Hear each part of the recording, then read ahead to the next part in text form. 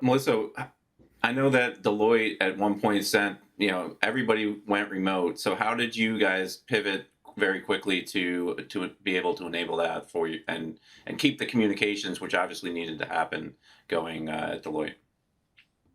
No, that's a really good question. So we basically flipped the firm to fully remote, both US and globally, in 48 hours. And during a time when information was both spread all over the place, all over the internet, the firm needed to have a very solid, secure way of delivering its messages to very large audiences. But a bigger piece of that was, how are we going to get our responses back from people that are watching? While some of these messages needed to be one to many, we needed a way of downsizing that into bite-sized collaborative conversations. So, using a number of platforms that were readily available to us, we, jumped in some of those bandwagons to say, okay, let's roll this technology out firm-wide and let's get these messages out.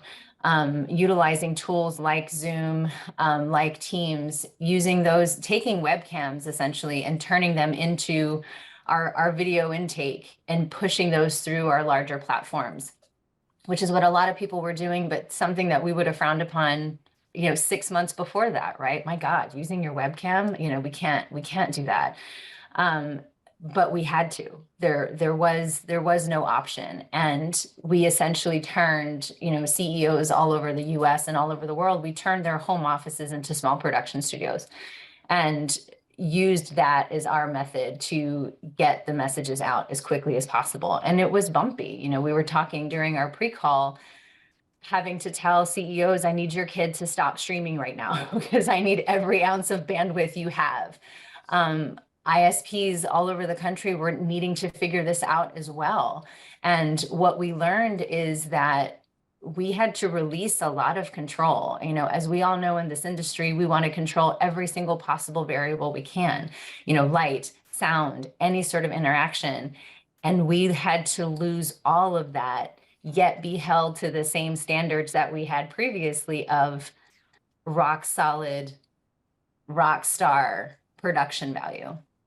And so it was a tough couple of months, but my team did an incredible job of learning from each of those hiccups and leveraging our partners, our partnerships with vendors such as NewTek to get on board what we needed to make this experience as consistent as possible. Hopefully that answered your question.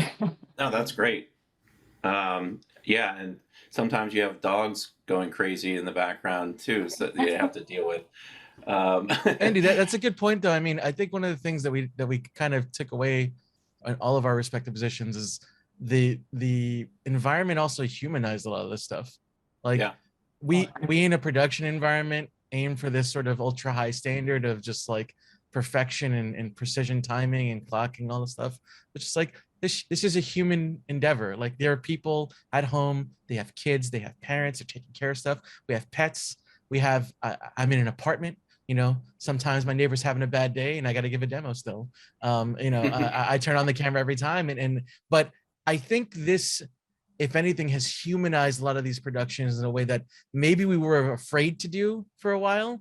In this very like, well, we have to be video professionals, and this is the delivery mechanism, and everything aims for this ultra high broadcast marks. I mean, all the points are still there, but the truth is, we now have that real democratized video in this way that we never thought would happen, because it's just the environment. Like Melissa said, now it's, it is trying to tell somebody, hey, if it would be possible, if your kid could stop streaming to Twitch just for the hour and then, make it back, we'll figure it back out. But that's a real human issue. Like, now that is something that we didn't consider before because it wasn't as a necessity. And now we're here. And I actually like that, because it is sort of the, maybe a little high-minded, but it is the beauty in all this, is that like, hey, everyone's really at home trying to make this happen. And it is a person just like you. I think the video broadcast industry often had that high professional watermark. And now you can say, well, I've watched this thing happen. I've watched my boss be on a call. I could be on a call. Like, those fears are maybe sort of lowered significantly, because it's just turning on the webcam, and the professionals in the back scenes will do the rest of the heavy lifting.